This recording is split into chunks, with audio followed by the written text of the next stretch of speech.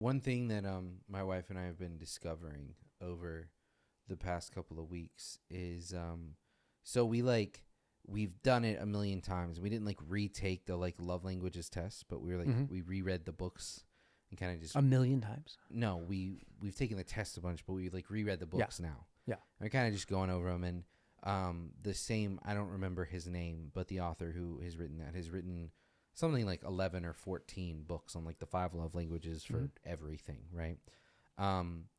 But one of the things that we've come to like recognize or realize is that my oldest son, okay, so he's 3, he's like 45 pounds. He's like a massive lapdog that doesn't understand he doesn't fit in people's laps anymore. Yeah.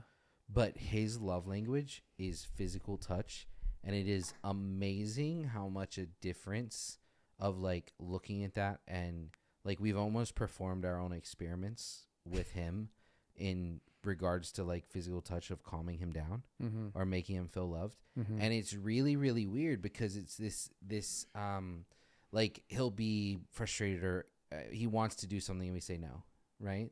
And it is amazing if you stand there and say no, we're not doing this. Why? Because I said so, or because we can't right now, because we're about to have dinner, because whatever the reason is, and watch him like, I don't understand why we can't do this compared to if you literally just touch him, like put your hand on his shoulder and like come down to his level and just talk with him.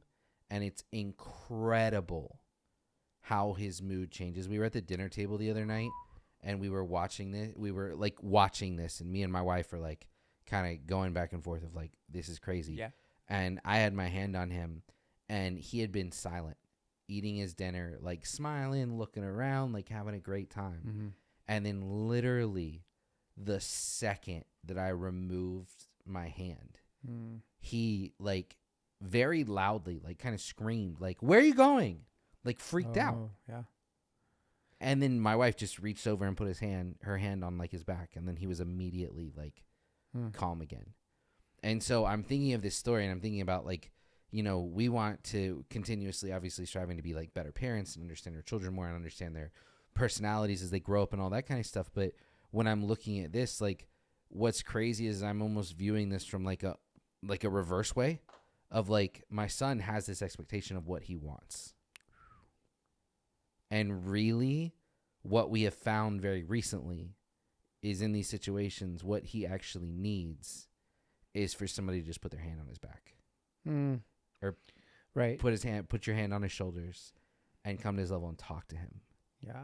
And it's this, they're two dramatic, like what most people would call opposites of like this big, I want this, I'm going to freak out, to I'm just going to put my hand on my shoulder or your shoulder and talk to you, and what that difference looks like. Yeah.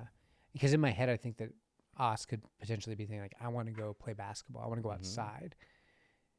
Really. Yes. But what he needs is like, I just want to be close to you. Correct. And so like wow.